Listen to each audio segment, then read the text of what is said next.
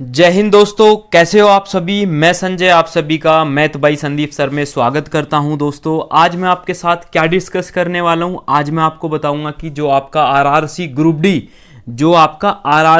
D 2021 का जो exam होने वाला है उसमें स्टडी प्लान डिस्कस करूंगा। कितने दिन का, लास्ट 30 डेज मतलब लास्ट के 30 दिन का क्या स्टडी प्लान आपका रहना चाहिए जिससे कि आपका क्या हो 100% आप एग्ज़ाम पास कर जाएं।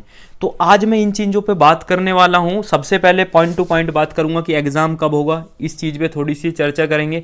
उसके बाद बताऊँगा क्या क्या पढ़ना है, और क्या क्या पढ़ना है वो ये ऐसे ही नहीं बता दूंगा कि आप ये पढ़ लीजिए वो पढ़ लीजिए। आपको पर्टिकुलर लिख के एक एक टॉपिक बताऊँगा कि फिजिक्स में क्या पढ़ना है, बायोलॉजी में क्या पढ़ना है, केमिस्ट्री में क्या पढ़ना है, मैथ में पढ़ने हैं तो कौन से टॉपिक किस तरीके से पढ़ने हैं, और इस 30 दिन में आपको अब किस तरीके से तैयारी करनी है। इन सारी चीज़ों पे मैं आपसे बात करने वाला हूँ। उसके बाद जब मैं वीडियो के लास्ट में आऊँगा तो वीडियो के लास्ट में मैं आपसे बात कर रहा हूँगा कि मैं आपको अपनी तरफ से कितना आपको सिलेक्शन के करीब लाने के लिए मैं आपकी तैयारी कराने वाला हूँ।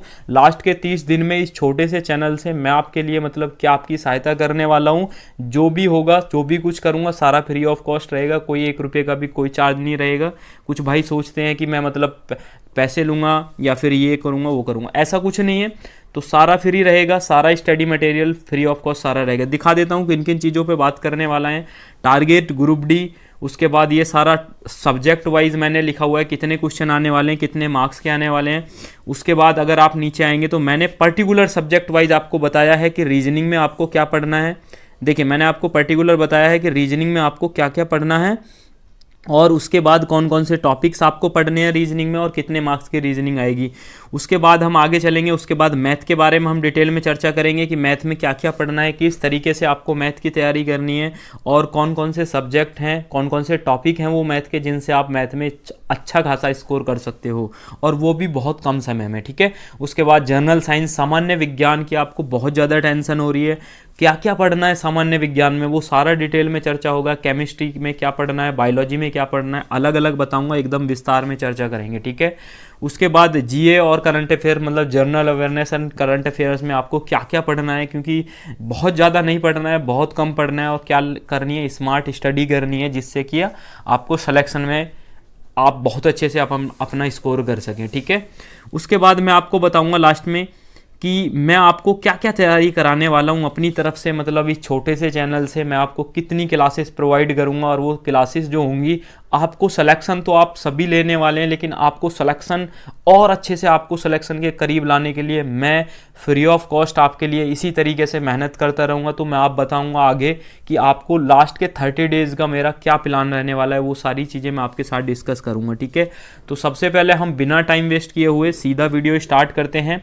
और सबसे पहले वीडियो में देखिए यहाँ पे लिखा हुआ है, ये मेरा व्हाट्सअप नंबर है। सभी को क्या करना है, अगर कोई भी डाउट रहता है तो आप व्हाट्सअप नंबर को ऐड कर लेंगे, और इस व्हाट्सअप नंबर पे अगर आप हाई लिख के मैसेज करेंगे तो आपको हमारे टेलीग्राम चैनल का लिंक चला जाएगा। उस टेलीग्राम चैनल में आप ऐड हो जाएंगे तो जितनी भी स्टडी मटेरियल PDF जो भी होंगी मैं आपको सेंड करता रहूँगा। ठीक है।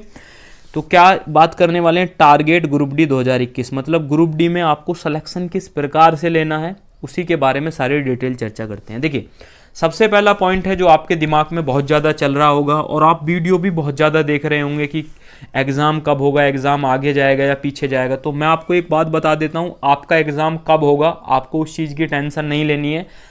आरआरबी ने क्या कर दिए हैं, एग्ज़ाम कराने स्टार्ट कर दिए हैं। एनटीपीसी का रेगुलर चल रहा है, और एनटीपीसी लगभग क्या चल रहा है, एंड होने वाला है लगभग एनटीपीसी का एग्ज़ाम। तो मैं आपको आरआरबी ग्रुप डी का बता देता हूं, लगभग आप मान के चलिए अप्रैल के लास्ट में या फिर मई के फर्स्ट वीक में। क्या बोल रहा हूं आपसे, अप्रैल के लास्ट में या फिर मई के फर्स्ट वीक में आप मान के चलिए कि आपका एग्जाम स्टार्ट हो जाएगा। और सिर्फ ये सोचिए कि हमारे पास 30 दिन है, और 30 दिन में हमें सिलेक्शन लेना है।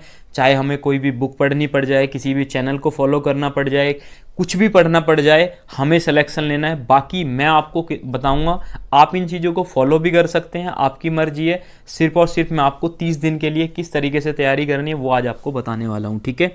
तो सबसे पहले अगर मैं बात करता हूँ तो सबसे पहले सिलेबस पे थोड़ा सा नज़र कर लेते हैं कि हमारे जो एग्ज़ाम रहने वाला है उसमें किस किस सब्जेक्ट से कितने क्वेश्चन आने वाले हैं, इन सब पे थोड़ी सी चर्चा कर लेते हैं। तो सबसे पहला सब्जेक्ट लिखा हुआ है यहाँ पे जनरल इंटेलिजेंस एंड रीजनिंग। तो जनरल इंटेलिजेंस एंड रीजनिंग में कितने क्वेश्चन रहेंगे, 30 क्वेश्चन रहेंगे और दोस्तों वो 30 मार्क्स के आपके टोटल क्वेश्चन रहेंगे। मैं 1 बाय 1 सभी सब्जेक्ट को डिटेल में डिस्कस करूंगा। सबसे पहले थोड़ा सा जान लेते हैं किस सब्जेक्ट के कितने क्वेश्चन रहेंगे, कितने मार्क्स के रहेंगे। उसके बाद 1 बाय 1 सभी सब्जेक्ट पे आऊँगा, रीजनिंग में, मैथ में और जनरल अवेयरनेस, करंट अफेयर्स और साइंस, सभी पे 1 बाय 1 आऊँगा और एकदम डिटेल में चर्चा करूँगा, ठीक है। तो मैथमेटिक्स की अगर हम बात करते हैं दोस्तों, 25 क्वेश्चन आएंगे हमारे जो कि 25 मार्क्स के होंगे। और general awareness and current affairs की बात करते हैं, 20 क्वेश्चन रहेंगे जो कि 20 मार्क्स के रहेंगे। और जनरल साइंस में दोस्तों हमारे 25 क्वेश्चन रहेंगे जो कि 25 मार्क्स के रहेंगे। अगर हम टोटल नंबर ऑफ क्वेश्चन की बात करते हैं तो टोटल नंबर ऑफ क्वेश्चन कितने रहेंगे हमारे, 100 रहेंगे जो कि आपके 100 मार्क्स के पेपर रहेंगे। और इसमें क्या रहती है, 1/3 की आपकी नेगेटिव मार्किंग भी रहती है। अगर आप 3 क्वेश्चन गलत कर देते हैं तो आपका जो एक सही क्वेश्चन है वो भी क्या हो जाएगा, आपका गलत हो जाएगा, ठीक है। अब ये तो रही आपकी एग्जाम की बात, ये पहले भी कई बार बता चुका हूँ तो आज भी मैंने बताई। अब थोड़ा सा आगे चलते हैं और आगे चल के जानते हैं थोड़ा सा और डिटेल में, ठीक है। अब देखिए अब क्या करना है, अब मैं थोड़ा सा आगे लेके चलता हूँ आपको। अब देखिए सबसे पहले बात करते हैं जनरल इंटेलिजेंस एंड रीजनिंग को आपको किस तरीके से अब पढ़ना है। अभी तक आपने पढ़ा है, पिछले 1 साल से आप पढ़ रहे हैं, अच्छी बात है, लेकिन अब आपको किस तरीके से पढ़ना है आज उस चीज़ पे मैं चर्चा कर रहा हूँ। तो सबसे पहले general intelligence and reasoning 30 marks के कितने क्वेश्चन रहेंगे, 30 क्वेश्चन रहेंगे। एक बार फिर से मैं बता देता हूँ। अब देखिए किस तरीके से आपको तैयारी करनी है, जो मेन मुद्दे की बात है बहुत ध्यान से समझना है, चाहे आपको ये नोट करना पड़ जाए। बाकी ये जो मैं अब वीडियो बना रहा हूँ इसकी मैं PDF भी आपको दे दूंगा, ताकि ये जो मैं टॉपिक लिखा हूँ, जो रीजनिंग के टॉपिक्स हैं, तो इनको क्या करें आप नोट कर लें या फिर आप ये PDF अपने पास रखें। और जब आप एग्जाम दे के आ रहे होंगे तो देखना इन टॉपिक से आपको क्वेश्चन मैक्सिमम मिलेंगे, ठीक है। तो सबसे पहले रीजनिंग में अब आपको क्या करना है, अब आपके पास इतना समय नहीं है कि आप पर्टिकुलर हर टॉपिक को पढ़ रहे हैं, क्योंकि 30 दिन में आपको सारा टॉपिक पढ़ने हैं, सारे एग्जाम के प्रीवियस ईयर भी करने हैं। तो किस तरीके से तैयारी करनी है, तो सबसे पहले पॉइंट नंबर 1 लिखा हुआ है मैंने कि जिस टॉपिक में, पॉइंट नंबर 1 लिखा हुआ है कि जिस टॉपिक में प्रॉब्लम आ रही है सिर्फ उसको पढ़ना है। मतलब सपोज करो आपने मॉक टेस्ट दिया या फिर आप प्रीवियस ईयर के क्वेश्चंस कर रहे हैं, तो प्रीवियस ईयर के जब आप क्वेश्चन कर रहे हैं, सपोज करो आपसे क्लॉक एक टॉपिक होता है, तो क्लॉक के क्वेश्चन अगर आपसे सॉल्व नहीं हो रहे हैं तो सिर्फ और सिर्फ आपको क्या करना है, क्लॉक पूरा टॉपिक उठाना है और उस टॉपिक को पढ़ डालना है, ठीक है। तो जिस टॉपिक में आपको प्रॉब्लम आ रही है, जिस टॉपिक के क्वेश्चन करने में प्रीवियस ईयर या फिर मॉक टेस्ट में आप सॉल्व नहीं कर पा रहे हैं, सिर्फ और सिर्फ आपको वही टॉपिक पढ़ना है, ना कि आप पूरी रीजनिंग पढ़ेंगे अब, क्योंकि पूरी रीजनिंग पढ़ने का आपका समय नहीं है और रिवीजन करने का समय है। अगर आपने पढ़ रखी है पहले से, नोट्स बनाए हुए हैं, तो नोट्स का क्या करना है, रिवीजन करना है। बाकी करना है क्या है, आरआरबी के सभी पेपर्स के प्रीवियस ईयर क्वेश्चन करने हैं। मतलब अगर आपके पास नहीं है तो मैं आपको सेंड कर दूंगा, 2018 में आरआरबी ग्रुप डी में जितने भी पेपर्स हुए थे सभी की PDF मेरे पास है और ऑलरेडी मैंने ग्रुप में भी सेंड कर दिए है। तो आपको क्या करना है, जितने भी प्रीवियस ईयर के पेपर हुए थे ना, रीजनिंग के उठा के एक दोहरे से सॉल्व करने लग जाओ। तो जब आप उनको सॉल्व कर रहे होंगे तो आप किसी ना किसी क्वेश्चन में फंस रहे होंगे। सपोज करो वेन डायग्राम का क्वेश्चन आप गलत कर रहे हो, तो आप क्या करेंगे, वेन डायग्राम टॉपिक उठाएंगे और उसी टॉपिक को क्या करेंगे, पढ़ेंगे, क्योंकि समय वो नहीं है कि आप पूरा रीजनिंग पढ़ते रहेंगे, ठीक है। तो इस तरीके से आपको रीजनिंग की तैयारी करनी है। अब मैं बात करने वाला हूं कि रीजनिंग के जो महत्वपूर्ण टॉपिक हैं, तो ये टॉपिक तो आपको पढ़ने ही पढ़ने हैं। अब टॉपिक बता देता हूं। सबसे पहले मैं बात करता हूं कोडिंग एंड डिकोडिंग। कोई भी ऐसी शिफ्ट नहीं होगी, कोई भी ऐसा पेपर नहीं होगा जिसमें आरआरबी के में कोडिंग डिकोडिंग से क्वेश्चन ना आए हो, सबसे ज़्यादा वेटेज रहता है। उसके बाद दूसरा टॉपिक है, ये वो टॉपिक है जो सबसे ज़्यादा महत्वपूर्ण है, ये नोट कर लेना अपनी कॉपी में। उसके बाद जो दूसरा टॉपिक है वो है हमारा सीरीज, और इस सीरीज में श्रेणी में आप क्या कर रहे हैं, सभी प्रकार की सीरीज आपको पढ़नी है। जैसे मिसिंग नंबर हो गया, ठीक है, अल्फ़ाबेट सीरीज हो गई हमारी, ठीक है। तो 3-4 टाइप की हमारी सीरीज बनती हैं। जितनी भी सीरीज के क्वेश्चंस बनते हैं वो सभी आपको सॉल्व करने हैं। कोडिंग डिकोडिंग अच्छे तरीके से पढ़ के जाना है। उसके बाद जो तीसरा टॉपिक है ब्लड रिलेशन, जिसको हम बोलते हैं, जिसको क्या बोलते हैं, रक्त संबंध हम बोलते हैं। और उसके बाद अगर हम तीसरे टॉपिक की बात करते हैं तो तीसरा टॉपिक है हमारा डायरेक्शन टेस्ट, ब्लड रिलेशन हो गया, सीरीज हो गया, कोडिंग डिकोडिंग हो गया। उसके बाद जो मैंने 5वां टॉपिक लिखा हुआ है यहाँ पे वेन डायग्राम। वेन डायग्राम के क्वेश्चन आप सभी जानते हो, इस प्रकार से आते हैं, ये इस प्रकार से क्वेश्चन बने होते हैं। तो आपसे बोल देगा कि मेज कुर्सी और फर्नीचर में कौन सा वेन डायग्राम सही होगा, इस प्रकार के क्वेश्चंस आते हैं। और हाँ, एक बात और बता देता हूँ, जो भी रीजनिंग का टॉपिक आपको सबसे डिफिकल्ट लगता है रीजनिंग, मैथ और साइंस का, तो वो टॉपिक आप कमेंट करेंगे, उसी टॉपिक की मैं वीडियो आपको सबसे पहले लेकर आऊँगा। वैसे मैं आपको लास्ट में बताऊँगा मैं क्या क्या करने वाला हूँ, ठीक है। उसके बाद अगर मैं बात करता हूँ तो सिलोलिज्म, जिसको हम न्याय निगमन बोलते हैं, उसके बाद रैंकिंग एंड अरेंजमेंट, आपसे बोल देगा कि राम आगे से 5वें स्थान पर है, पीछे से 4थे स्थान पर है, बताइए टोटल कितने व्यक्ति हैं। मतलब इस प्रकार से डिफरेंट डिफरेंट क्वेश्चन बनते हैं जो कि किस में आते हैं, हमारे रैंकिंग में आते हैं। उसके बाद ये सबसे महत्वपूर्ण टॉपिक है, टॉपिक नंबर ये हो गया 1 हो गया स्टेटमेंट एंड अजम्पशन, जिसको हम कथन एवं पूर्व धारणाएं बोलते हैं। और दूसरा टॉपिक हो गया स्टेटमेंट एंड आर्गुमेंट्स, जिसको हम क्या बोलते हैं, कथन और तर्क बोलते हैं। और अगला टॉपिक हो गया कोर्स ऑफ एक्शन, कथन और कार्यवाही, ठीक है। ये तीनों टॉपिक ऐसे हैं भाई, इनसे क्वेश्चन आने ही आने, कम से कम 4 क्वेश्चन आएंगे, 5 क्वेश्चन आएंगे, देख लेना, आपसे मैं वादा कर रहा हूँ ये देखने के लिए जरूर मिलेंगे।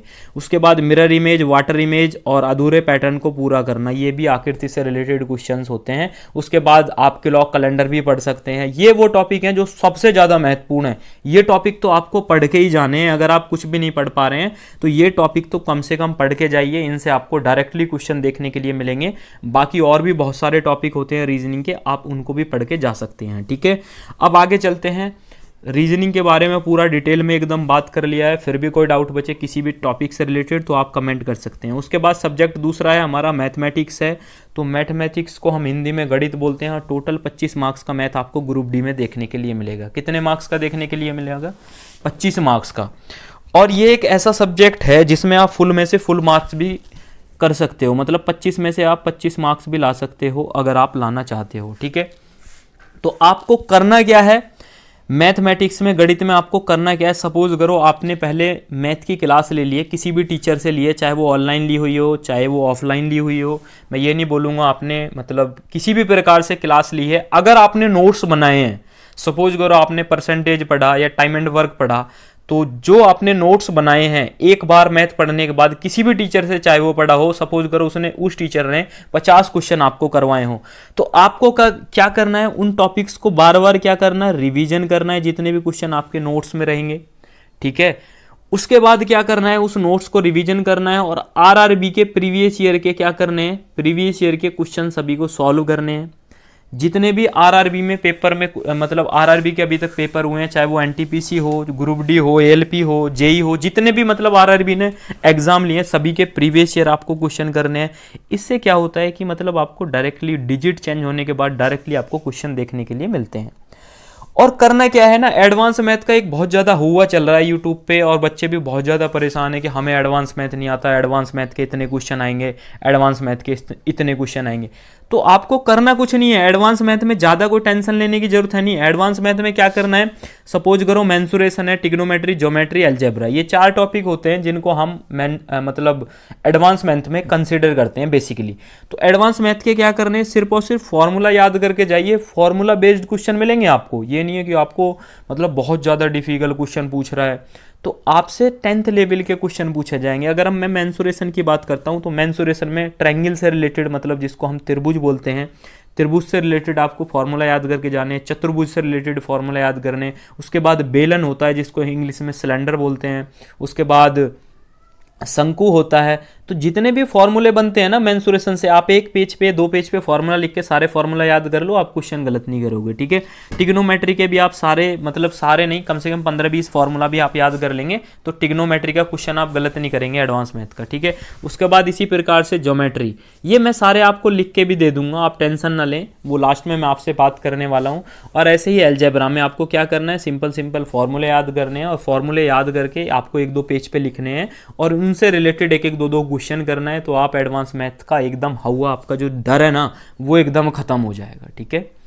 अब देखिए आगे चलते हैं, मैंने मैथ के कुछ टॉपिक्स लिखे हैं जो सबसे ज़्यादा महत्वपूर्ण है किसके, रेलवे पॉइंट ऑफ व्यू के, जो आपका रेलवे ग्रुप डी का एग्जाम होने वाला है उसके पॉइंट ऑफ व्यू से, ठीक है। तो सबसे पहले आपको नंबर सिस्टम पे बहुत ज़्यादा फोकस करना है, कम से कम 5 क्वेश्चन मिलेंगे।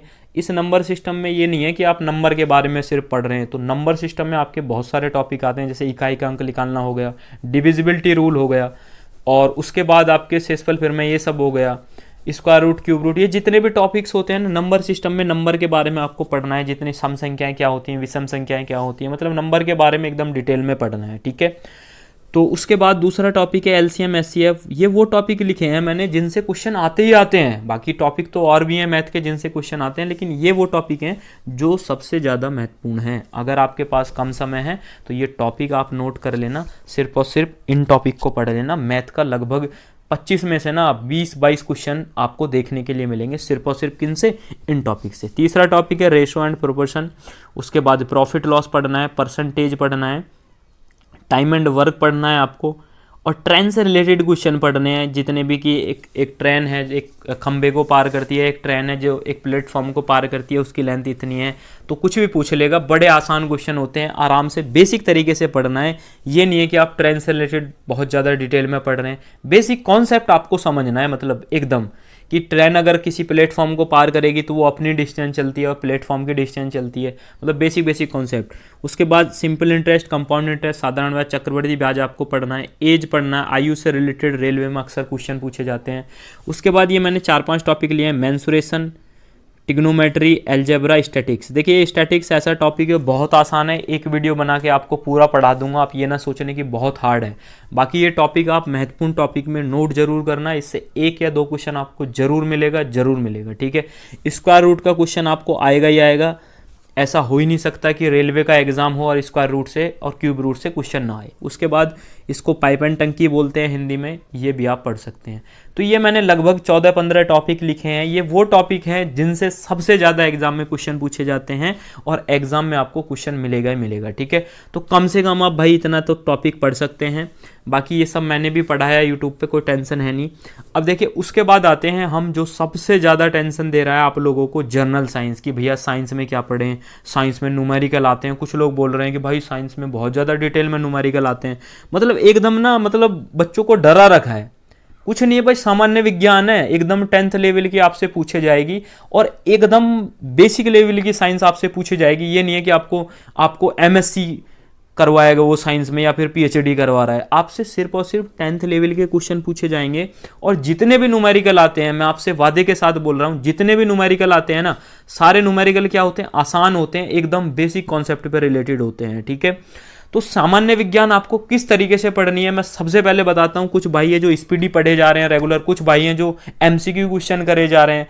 तो भाई एक मेरी बात सुनेंगे बहुत ध्यान से, जनरल साइंस की जो आपको तैयारी करनी है ना, वो किस तरीके से करनी है। सबसे पहले आपको थ्योरी पढ़नी है।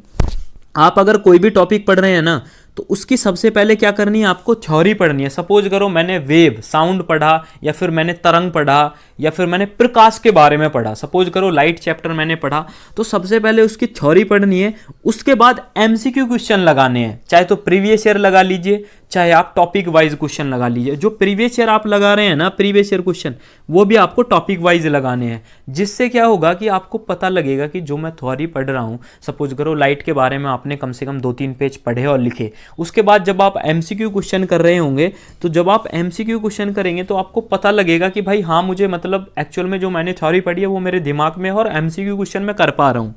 आप डायरेक्टली अगर MCQ क्वेश्चन पढ़ रहे हैं या फिर डायरेक्टली आप स्पीडी रटे जा रहे हैं, तो भाई वो आपको नुकसान दे जाएगी एग्जाम में। क्योंकि रेलवे में जो होता है डायरेक्टली क्वेश्चन कम आते हैं, बाकी थोड़ा सा क्वेश्चन का ना लैंग्वेज को घुमा के पूछ लेता है, और उसी को आप बोलते हो एग्जाम देने के बाद कि एग्जाम में साइंस बहुत डिफिकल्ट आई थी। साइंस डिफिकल्ट नहीं आई थी, साइंस बहुत आसान आएगी, सामान्य विज्ञान आसान आएगी। आपको बशर्ते क्या करना है, थ्योरी पढ़नी है अच्छे से। थ्योरी पढ़ने के बाद जब आपको क्या करने हैं, टॉपिक वाइज MCQ क्वेश्चन लगाने हैं। डायरेक्टली आप MCQ क्वेश्चन लगाने मत बैठ जाना, ठीक है। और कभी कभी क्या होता है, कुछ भाइयों ने मतलब हवा बना रखा है कि भाई फिजिक्स से ज़्यादा आते हैं, केमिस्ट्री से ज़्यादा आते हैं, बायोलॉजी से ज़्यादा आते हैं। भाई आज तक किसी को कुछ पता नहीं है किस शिफ्ट में किस विज्ञान से ज़्यादा क्वेश्चन आ जाएं, कौन सी साइंस से ज़्यादा आ जाएं। तो आपको क्या करना है, तीनों साइंस को अच्छे से पढ़ना है। तीनों साइंस के टॉपिक बताऊंगा अभी इसी वीडियो में कि किस, जैसे अगर फिजिक्स की बात करता हूं तो फिजिक्स में कौन कौन से टॉपिक हैं जिनसे मैक्सिमम क्वेश्चंस पूछे जाते हैं। उसके बाद मैं केमिस्ट्री से रिलेटेड आपके महत्वपूर्ण क्वेश्चन डिस्कस करूंगा, टॉपिक डिस्कस करूंगा। उसके बाद बायोलॉजी के बारे में, ठीक है। तो सबसे पहले चलते हैं फिजिक्स के बारे में पढ़ते हैं। फिजिक्स में बहुत ज़्यादा नहीं पढ़ना है, 10th की आप NCERT उठा लेना या कोई भी बुक ले लेना, या मैं भी आपको पढ़ाने वाला हूँ।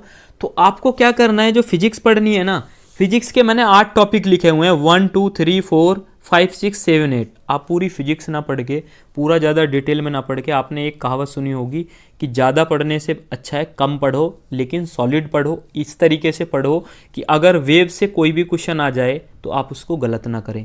आपने पढ़ लिए फिजिक्स पूरी कंप्लीट पढ़ ली लेकिन आप भूल गए, सारा मिक्सअप हो गया, तो एग्जाम में जाने के बाद वो आपके कोई फ़ायदे का बचेगा नहीं। कम पढ़ना है, अच्छा पढ़ना है, स्मार्ट स्टडी इसी को बोलते हैं, यही आपको सिलेक्शन कराने वाला है। इसी तरीके से देखिए फिजिक्स में सबसे पहला टॉपिक लिखा हुआ है यूनिट, जब जिसको हम बोलते हैं यूनिट एंड मेजरमेंट भी बोल देते हैं, बुक में इस प्रकार से लिखा रहता है। तो मात्रक के बारे में पढ़ना है। जैसे कोई मतलब आप ये सोच के चलिए कि कम से कम 1 से 2 क्वेश्चन मात्रक से डायरेक्टली पूछे जाते हैं कि ऊर्जा का मात्रक क्या होता है या फिर बल का एसआई मात्रक क्या होता है। मतलब इस प्रकार के मात्रक यूनिट एंड मेजरमेंट से रिलेटेड क्वेश्चन पूछे जाते हैं। और सारे जितने भी मेजरमेंट से रिलेटेड क्वेश्चन होंगे ना, या जितने भी अच्छे अच्छे क्वेश्चन होंगे, सारे आपको पीडीएफ में दूंगा फ्री ऑफ कॉस्ट, टेंशन ना लें हर टॉपिक के। उसके बाद लॉ ऑफ मोशन पढ़ने हैं, गति के नियम पढ़ने हैं कि भाई लॉ ऑफ मोशन क्या होते हैं, first law, second law, third law. आपको पहले उनकी थ्योरी पढ़नी है, उसके मतलब आपको उदाहरण पढ़ने हैं, क्या क्या एग्जाम्पल होते हैं। उसके बाद एमसीक्यू क्वेश्चन लगाने हैं। ये चैप्टर पढ़ा, इसके एमसीक्यू करे, ये चैप्टर पढ़ा, उसके बाद इससे रिलेटेड एमसीक्यू क्वेश्चन करे। उसके बाद तीसरा टॉपिक आता है इलेक्ट्रिसिटी, जिसको हिंदी में क्या बोलते हैं, विद्युत हम बोलते हैं। और इस टॉपिक से क्या होता है, अक्सर न्यूमेरिकल पूछे जाते हैं और एक ही फॉर्मूला है, ओम्स लॉ से रिलेटेड पूछे जाते हैं। ये इलेक्ट्रिसिटी एक ऐसा चैप्टर है जिससे क्वेश्चन आते ही आते हैं, भर भर के आते हैं भाई रेलवे ग्रुप डी में। सारे जितने भी 8 के 8 टॉपिक लिखे हुए हैं ना, ये वो टॉपिक हैं जिनसे क्वेश्चन आपके एग्जाम में आएगा ही आएगा, ठीक है। उसके बाद चौथा टॉपिक लिखा हुआ है मैंने, चौथा टॉपिक है आपका वर्क एनर्जी एंड पावर, कार्य ऊर्जा एवं शक्ति। तो कार्य ऊर्जा एवं शक्ति से रिलेटेड भाई एनर्जी से related, kinetic energy, potential energy से रिलेटेड अक्सर न्यूमेरिकल आते हैं, बेसिक क्वेश्चन होते हैं। तो कार्य के बारे में आपको पढ़ना है, एनर्जी के बारे में और पावर के बारे में एकदम डिटेल में थ्योरी पढ़नी है। उसके बाद एमसीक्यू क्वेश्चन करने हैं, ठीक है। टॉपिक नंबर 5 है वेव्स, तरंग के बारे में पढ़ना है, ठीक है। लॉन्गिट्यूडल वेव क्या होती हैं, अनुदैर्घ्य तरंग, ये सब मतलब आपको डिटेल में पढ़ना है, ठीक है। उसके बाद लाइट के बारे में पढ़ना है, प्रकाश के बारे में पढ़ना है। इस प्रकाश के बारे में आपको पता है क्या क्या पढ़ना है, अपवर्तन, परावर्तन, प्रकीर्णन, ये सारे इसी में आते हैं। उसके बाद इसी में आपको क्या पढ़ना है, लेंस पढ़ना है। लेंस में आपको जैसे उत्तल लेंस हो गया, अवतल लेंस हो गया, कब हम यूज करते हैं, तो ये आपको पढ़ना है। ये आपका बायोलॉजी में भी आ जाता है और इसमें भी आ जाता है। उसके बाद आपको साउंड टॉपिक पढ़ना है, और साउंड में आपको पता है ज़्यादा डिटेल में पढ़ना है नहीं, नोट्स तो मैं आपको दूंगा ही, बाकी साउंड में भी आपको थोड़ा बहुत ही पढ़ना है, ज़्यादा डिटेल में नहीं जाना है, ठीक है। उसके बाद ग्रेविटेशन, गुरुत्वाकर्षण से रिलेटेड आपको पढ़ना है। तो ये जो मैंने 8 टॉपिक लिए हैं ना, ये आपके फिजिक्स के हैं। आप 8 टॉपिक पढ़ के जाइए, इनसे भी आप बहुत अच्छा स्कोर कर लेंगे, आप ये भी अगर पढ़ के चले जाते हैं, ठीक है। ये रहा आपका फिजिक्स से रिलेटेड। अब चलते हैं आगे। देखिए केमिस्ट्री के बारे में अगर हम सबसे पहले बात करते हैं, तो जो सबसे पहला टॉपिक लिखा हुआ है और सबसे अच्छा टॉपिक है और सबसे ज़्यादा इसी से क्वेश्चन आते हैं, तो क्या है टॉपिक हमारा, पीरियोडिक टेबल। आवर्त सारणी आपको पढ़नी है, नोट्स मैं दे दूंगा आवर्त सारणी की, क्या क्या पढ़ना है। बाकी अगर आपने किसी और बुक से पढ़ना चाहते हैं, किसी और चैनल से पढ़ना चाहते हैं, तो आप वहाँ से भी पढ़ सकते हैं। लेकिन जो मैं टॉपिक बता रहा हूँ ना आपको, तो ये तो भाई पढ़ के जाने हैं, और इन टॉपिक को पढ़ के जाना, या आपने पढ़े भी होंगे तो आप देख लेना, इनसे बाहर आपको क्वेश्चन देखने के लिए नहीं मिलेंगे एग्जाम में। आप ना मतलब ज़्यादा पढ़ने से अच्छा है कम पढ़ के जाएँ, अच्छा पढ़ के जाएँ। उसके बाद जो दूसरा टॉपिक लिखा हुआ है एसिड, बेस एंड अम्ल और क्षार, आपको पढ़ के जाना है। अम्ल, एसिड, बेस और साल्ट भी पढ़ सकते हैं इसमें, लवण हम जिसको बोलते हैं। उसके बाद तीसरा टॉपिक है मेटल, नॉन मेटल, मेटलॉइड और अयस्क, ठीक है। धातु के बारे में पढ़ना है, अधातु के बारे में पढ़ना है, और इसको हम बोलते हैं उपधातु, और अयस्क के बारे में पढ़ना है। तो ये तीसरा टॉपिक हो गया। उसके बाद चौथा टॉपिक है आपका, चौथा टॉपिक क्या है हमारा, चौथा टॉपिक है हमारा केमिस्ट्री एंड डेली लाइफ। इसमें क्या होता है कि ऐसे क्वेश्चन आपसे पूछे जाते हैं कि जो मतलब लहसुन जो होता है उसमें गंध किसके कारण आती है, ठीक है। मतलब बेसिक क्वेश्चंस होते हैं जो डेली लाइफ में हम यूज करते हैं, तो उससे रिलेटेड क्वेश्चन आप को पूछे जाते हैं। ये कम से कम मैं आपको 100 क्वेश्चन दे दूंगा केमिस्ट्री एंड डेली लाइफ से रिलेटेड, इनसे बाहर क्वेश्चन नहीं जाएंगे, ठीक है। उसके बाद एटॉमिक स्ट्रक्चर पढ़ना है, परमाणु की संख्या, आपको परमाणु संरचना पढ़नी है, जिसमें आपको एटॉमिक नंबर क्या होता है, एटॉमिक वेट क्या होता है, परमाणु क्रमांक, द्रव्यमान, ये सब इस आपको पढ़ना है, ठीक है। Chemical reaction and chemical formula पढ़ने हैं, जो महत्वपूर्ण फार्मूला होते हैं, जैसे कि खाने का सोडा का क्या है, धावन सोडा क्या होता है, ठीक है, नमक क्या होता है, NaCl क्या होता है, मतलब आपको डिटेल में ज़्यादा भी नहीं जाना है, महत्वपूर्ण क्या करने, फॉर्मूले रटने। उसके बाद गैस के नियम भी आपसे पूछ लेता है, बॉयल्स लॉ, चार्ल्स लॉ, ये सब। तो ये केमिस्ट्री के सिर्फ 7 टॉपिक लिखे हैं, इनको पढ़ के जाएंगे तो भाई बहुत इनफ रहेगा, इससे ज़्यादा आपको नहीं पढ़ना है, ठीक है। उसके बाद बायोलॉजी की हम बात करते हैं। तो बायोलॉजी में महत्वपूर्ण टॉपिक की अगर बात करते हैं, पहला टॉपिक है सेल एंड सेलुलर स्ट्रक्चर, कोशिका एवं कोशिकीय संरचना। उसके बाद सूक्ष्म जीव एवं मानव रोग, माइक्रो ऑर्गेनिज्म एवं ह्यूमन डिजीज़, मानव में जितने भी रोग होते हैं सभी रोग को पढ़ना है, किससे होता है, किसकी कमी से होता है, वो सब पढ़ना है, और क्या उपचार होता है, ठीक है। उसके बाद जो तीसरा टॉपिक है, तीसरे टॉपिक की अगर हम बात करते हैं, जीव विज्ञान की क्या पढ़नी है, विभिन्न जीव विज्ञान की विभिन्न शाखा एवं विभिन्न कल्चर। जैसे आपसे बोल देगा कि हड्डियों के अध्ययन को क्या कहते हैं, एपीकल्चर किसके, मतलब क्या एपीकल्चर क्या होता है, विटीकल्चर क्या होता है, विटीकल्चर किसकी खेती को बोलते हैं। तो ये हो गए हमारे कल्चर और ये हो गई हमारी शाखाएं, ठीक है। हार्ट का अध्ययन किस शाखा में करते हैं, हड्डियों का डॉक्टर को क्या कहते हैं, ये हो गई विभिन्न शाखा। उसके बाद आपको क्या पढ़ना है, ब्लड के बारे में पढ़ना है, ग्रंथि पढ़नी है, उत्सर्जी अंग, जो उत्सर्जी अंग है वो आपको पढ़ने हैं, हार्ट के बारे में पढ़ना है, दिल के बारे में। और ये जो 6 टॉपिक लिखे हुए हैं ना नीचे वाले, ये अलग पेन से लिखे हुए हैं, मानव पोषण, मानव कंकाल तंत्र, पाचन तंत्र, मानव मस्तिष्क, मानव नेत्र, पादप जगत। मतलब ये 5 टॉपिक तो वो हैं जो आपको मानव के बारे में पूरा एकदम पढ़ना है। पाचन तंत्र, पोषण, कंकाल तंत्र, मस्तिष्क सभी पढ़ने हैं, नेत्र आपको पढ़ने हैं। इनसे क्वेश्चन पूछे जाते हैं। मानव नेत्र तो ऐसा टॉपिक है जरूर क्वेश्चन पूछा जाएगा, ठीक है। उसके बाद पादप जगत के बारे में आपको पढ़ना है, ठीक है। तो ये रहे आपके फिजिक्स, केमिस्ट्री और बायोलॉजी से रिलेटेड टॉपिक। ये PDF मैं आपको सेंड कर दूंगा। अगर कोई भी डाउट अगर आपको बचा है, वीडियो थोड़ी लंबी जा रही है, कोई बात नहीं है। इस वीडियो को देखने के बाद अपनी तैयारी में लग जाना। कभी भी कोई वीडियो फालतू की यूट्यूब पे मत देखना भाई, जितना भी हो सकता है यूट्यूब से बचें और अपनी सेल्फ स्टडी पे ज़्यादा विश्वास करें, ठीक है। अब आगे चलते हैं। आगे मैं डिस्कस करता हूँ कि general awareness and current affairs में आपको किस तरीके से तैयारी करनी है, ठीक है। तो जनरल अवेयरनेस करंट अफेयर्स, सबसे पहले मैं बात करता हूँ, आपको 20 मार्क्स के 20 क्वेश्चन आपसे पूछे जाएंगे। तो हिस्ट्री हो गया, पॉलिटी, इकोनॉमिक, ज्योग्राफी, तो ये तो हो गए क्या आपके जनरल अवेयरनेस से रिलेटेड आपके टॉपिक हो गए। तो इनको बहुत ज़्यादा डिटेल में नहीं पढ़ना है, बेसिक आप पढ़ सकते हैं हिस्ट्री और पॉलिटी, इकोनॉमिक, ज्योग्राफी का। उसके बाद कुछ टॉपिक मैंने लिखे हैं, क्योंकि रेलवे में क्या होता है, स्टैटिक जीके सबसे ज़्यादा पूछी जाती है, तो मैंने current affair plus static GK से रिलेटेड कुछ टॉपिक लिखे हुए हैं। जो कि पहला टॉपिक है, सभी राज्यों की राजधानी व राज्यपाल। जितने भी भारत में राज्य हैं सभी राज्यों की राजधानी याद करनी है, सभी राज्यों की राजधानी याद करनी है। इस मुद्रा को काट दीजिए। सभी राज्यों की राजधानी याद करनी है, सभी राज्यों के राज्यपाल याद करने हैं, सभी राज्यों के मुख्यमंत्री याद करने हैं। ये तो याद करके जाना ही जाना है, एक क्वेश्चन आपको जरूर मिलेगा। जीके में आपको अगर 20 में से आप 10 क्वेश्चन भी ठीक करके आ गए ना, तो वो भी बहुत अच्छा रहेगा। आप 20 में से 20 करने की कोशिश मत करना, ठीक है। तो जो मतलब महत्वपूर्ण है, अगर वो भी पढ़ के चले जाएंगे काम हो जाएगा। ज़्यादा डिटेल में पढ़ने से बढ़िया है कम पढ़ें, ठीक है। उसके बाद मंत्रिमंडल एवं प्रमुख, मतलब केंद्रीय मंत्री, ये गृह मंत्री कौन है, गृह मंत्री पढ़ना है आपको। विदेश मंत्री हो गया, जैसे शिक्षा मंत्री हो गया। तो मतलब जितने भी मंत्रिमंडल में महत्वपूर्ण जो मंत्रालय होते हैं ना, उनके प्रमुख आपको जरूर याद करके जाने हैं। डायरेक्टली आपसे क्वेश्चन पूछ लेता है कि रेल मंत्री कौन है, ठीक है। उसके बाद क्या करना है, आपको यूएनओ के बारे में पढ़ना है। स्थापना कब हुई, यूएनओ से रिलेटेड क्वेश्चन पूछे जाते हैं। और भारत की जो प्रमुख झील है ना, उन झीलों को रट डालिए एकदम, ठीक है। अंतर्राष्ट्रीय सीमाएं, जैसे मैकमोहन रेखा भारत के किन दो, मतलब भारत और किस देश के बीच में है, रेड क्लिफ भारत और किस देश के बीच में है। तो ये क्या हो गई, हमारी अंतर्राष्ट्रीय सीमा हो गई।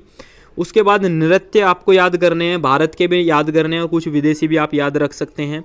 उसके बाद एक क्वेश्चन पक्का आता है, राष्ट्रीय एवं अंतर्राष्ट्रीय दिवस। आपसे पूछा जाएगा कि 5 अप्रैल को क्या मनाते हैं, 21 जून को क्या मनाते हैं। इस प्रकार से राष्ट्रीय और अंतर्राष्ट्रीय दिवस आपको महत्वपूर्ण याद करके जाने हैं। उसके बाद परिवहन के बारे में, आपको परिवहन में क्या आ गया, आपको ट्रेन की मतलब रेल की हिस्ट्री पढ़नी है। उसके बाद में मतलब परिवहन के बारे में जो महत्वपूर्ण चीज़ें हैं वो आपको पढ़नी है। खेलों से रिलेटेड कौन कौन से पुरस्कार दिए जाते हैं, कौन सा पुरस्कार किस खेल में दिया जाता है, वो आपको पढ़ना है। ये सारे टॉपिक नोट कर लेना भाई। बहुत मेहनत से मैंने आपको डिफरेंट बुक से डिफरेंट सोर्स से मैंने आपको यहाँ पे एग्जैक्ट करके लिखे हुए हैं, ठीक है। भारत में प्रथम पुरुष व प्रथम महिला, मतलब भारत में प्रथम पुरुष कौन था, प्रथम महिला कौन थी, मतलब कैसे, जैसे प्रथम लोकसभा अध्यक्ष पूछ लेगा, ठीक है। प्रथम आईपीएस पूछ लेगा महिला कौन थी। तो इस प्रकार से जो भी प्रथम पुरुष व महिलाएं जो भी महत्वपूर्ण है वो आपको याद करने हैं, और ये सब मैं भी दूंगा आपको। ये ना सोचे कि कहाँ से याद करेंगे आप, मैं भी आपको प्रोवाइड कराऊंगा जितना भी हो सकता है, ज़्यादा से ज़्यादा वो लास्ट में बात करेंगे, ठीक है। उसके बाद जो भारत के सभी पुरस्कार पढ़ने हैं, प्रमुख मंदिर पढ़ने हैं कि भाई ये सबरी वाला मंदिर कहाँ है, मंदिरों के बारे में पढ़ना है, कहाँ है और किसके लिए प्रसिद्ध है। उसके बाद नोबल पुरस्कार पढ़ने हैं, उसके बाद नोबल पुरस्कार और प्रमुख पर्यटन स्थल, अंतर्राष्ट्रीय संगठन एवं मुख्यालय, जैसे पूछ लेगा आपसे मतलब WHO का मुख्यालय मतलब कहाँ है, तो इस प्रकार से आपकी स्थापना कब हुई, तो ये सारी चीज़ें पूछ लेंगे। नोबल पुरस्कार पढ़ने, पद्म पुरस्कार, भारत रत्न, उसके बाद प्रमुख नदी पढ़नी है और प्रमुख कंपनियों के CEO पढ़ने हैं। 18 टॉपिक लिखे हुए हैं और लगभग आप इनको 10 दिन में अच्छे से लिख के पढ़ के ख़त्म कर दोगे। बाकी मैं इनकी PDF दे दूंगा, आप टेंशन ना लें। उसके बाद मैंने पॉलिटी के लिए कुछ विशेष टॉपिक लिखे हुए हैं जो पॉलिटी के आपको पढ़ने हैं, जैसे मौलिक अधिकार जरूर पढ़ना है, राष्ट्रपति के बारे में पढ़ना है, प्रधानमंत्री, मुख्यमंत्री, राज्यपाल, महान्यायवादी, चुनाव आयोग, निर्वाचन आयोग, इनसे रिलेटेड महत्वपूर्ण आर्टिकल आपको याद करके जाने हैं। तो ये रहा आपका GK GS से रिलेटेड, ठीक है। अब मैं आपको बता देता हूँ, ये व्हाट्सअप नंबर है। अगर किसी को भी टेलीग्राम चैनल पे हमारे साथ जुड़ना हो, हमारे चैनल के साथ जुड़ना हो, तो इस पे आप हाई लिख के मैसेज भेज सकते हैं, तो आपके पास टेलीग्राम चैनल का लिंक चला जाएगा, आप उसमें ऐड हो जाएंगे, ठीक है। अब देखिए आगे चलते हैं कि अब मैं मतलब आपको किस तरीके से तैयारी कराने वाला हूँ और मैं आपके लिए क्या क्या करने वाला हूँ और कितनी क्लासेस आपको डेली मिलेंगी, ठीक है। तो सबसे पहले क्या होगा, MCQ क्लास मिले करेगी जो कि आपको टॉपिक वाइज मिला करेगी, ठीक है। सपोज करो विज्ञान में मैंने आपको पढ़ा दिया, लाइट के बारे में पढ़ा दिया, तो लाइट के बारे में मैं MCQ क्वेश्चन से लेके आऊँगा जो कि आपके प्रीवियस ईयर भी हो सकते हैं और जो कि आपके उन टॉपिक से रिलेटेड भी हो सकते हैं, ठीक है। उसके बाद मैं आपको क्या देने वाला हूँ, जो विज्ञान है ना, जो साइंस है, और साइंस की जो तीनों विज्ञान होती हैं हमारी, फिजिक्स, केमिस्ट्री और बायोलॉजी, तीनों की मैं क्या करने वाला हूँ, आपको PDF दूंगा। मैं आपको तीनों की क्या करने वाला हूँ, PDF दूंगा, और जो कि PDF क्या होगी, एकदम फ्री ऑफ कॉस्ट रहेगी, और वो PDF मैं आपको पढ़ाऊंगा भी लाइव क्लास में या फिर कैसे ही भी स्क्रीन रिकॉर्डर से, और वो PDF मैं आपको दूंगा फ्री विज्ञान की PDF। उसमें फिजिक्स रहेगी, केमिस्ट्री रहेगी, बायोलॉजी रहेगी, और भाई मैंने जितना भी अनुभव था, जितने भी प्रीवियस ईयर को ध्यान में रखते हुए नोट्स बनाइए, या थ्योरी की नोट्स है, अगर आप इसको पढ़ लेंगे ना तो आपको एकदम सारी टेंशन खत्म हो जाएगी और आपको डायरेक्टली क्वेश्चन एग्जाम में देखने के लिए मिलेंगे। MCQ question topic wise class मिलेगी, फ्री विज्ञान की PDF मिलेगी, free current affair plus study GK की PDF मिलेगी, जो आपके लिए प्रयास जारी है, मेहनत कर रहा हूँ, डेली करंट अफेयर लिखता हूँ, स्टैटिक GK लिखता हूँ, जितने भी महत्वपूर्ण क्वेश्चन बन सकते हैं वो मैं आपको दूंगा। कब दूंगा वो भी मैं आपको बता दूंगा, सारा टेंशन ना लें आप बिल्कुल भी। रोज एक विज्ञान की और एक मैथ की क्लास डेली मिलेगी। अब आपको कब से, कल से आपको रेगुलर एक विज्ञान की क्लास मिलेगी जिसमें मैं फिजिक्स से स्टार्ट करने वाला हूं, और ये नहीं है कि बहुत ज़्यादा डिटेल में पढ़ेंगे, सिर्फ और सिर्फ रेलवे के पॉइंट ऑफ व्यू को टारगेट करके हम पढ़ने वाले हैं। सभी प्रीवियस पेपर का सॉल्यूशन मैं कराऊंगा, चाहे लाइव क्लास में कराऊं, चाहे मैं कैसे भी कराऊं, मैं आपको ज़रूर कराऊंगा। तो ये हमारी तरफ से क्या रहेगा, ये आपके लिए हमारे तरफ से एक छोटा सा प्रयास रहेगा जो आपको सिलेक्शन में आपको और करीब लाने के लिए ये मेरी तरफ से रहेगा, ठीक है। जो कि सारा फ्री ऑफ कॉस्ट रहेगा, कोई पैसा नहीं, कोई चार्ज नहीं, एकदम फ्री। PDF सारी फ्री मिलेंगी, और PDF मिलेंगी कहाँ, मैं आपको बता देता हूँ। ये मेरा व्हाट्सअप नंबर है, तो इस पर आप हाई लिख के मुझे सेंड कर देना, टेलीग्राम चैनल का लिंक चला जाएगा, आप उसमें ऐड हो जाना, या फिर आप मुझे व्हाट्सअप पे पर्सनली मैसेज कर सकते हैं, आपको PDF मिल जाएंगे, ठीक है। उसके बाद जिसने भी भाई या बहन ने वीडियो देखी है लास्ट तक, तो उसके लिए बहुत बहुत धन्यवाद, और मैं आशा करता हूं कि आपने बहुत अच्छे से वीडियो को देखी होगी, आपको सारी वीडियो समझ में आई होगी, कोई भी डाउट नहीं बचा होगा। अगर फिर भी कोई डाउट बचा है या कोई वीडियो में मैंने गलत बात बता दिया है, कोई गलती हो गई है लिखने में, तो उसके लिए मैं क्षमा चाहता हूं। आप बहुत अच्छे से अपनी तैयारी में लग जाइए। कितने पद हैं, 1 लाख प्लस पद हैं, कई बार बोल चुका हूँ, भविष्य में आपको देखने के लिए नहीं मिलेंगे 1 लाख प्लस पद। और ये जो मैंने टॉपिक्स लिखे हैं ना, इसकी भी PDF मैं आपको दे दूँगा, ठीक है, इसकी भी PDF मैं दे दूँगा। तो आप क्या करें, अपनी तैयारी में भाई लग जाएं, बहुत अच्छा मौका है, फिर कभी ऐसा मौका नहीं मिलेगा। बेरोजगारी बहुत ज़्यादा है और 1 लाख प्लस वैकेंसी हैं, NTPC से 3 गुना वैकेंसी हैं, और NTPC से क्या है, कम फॉर्म है, तो इस वजह से आपका सिलेक्शन होने के बहुत ज़्यादा चांसेस हैं। तैयारी करनी है बहुत अच्छे से। अगर वीडियो आपको कैसी लगी, कोई डाउट रहा है तो कमेंट ज़रूर करना, कमेंट का इंतज़ार करूँगा, सभी का रिप्लाई करूँगा, ठीक है दोस्तों। आपसे मुलाकात होगी अगली वीडियो में, तब तक के लिए दोस्तों बाय बाय, टेक केयर, अपना ध्यान रखिए, अच्छे से पढ़ते रहिए, धन्यवाद।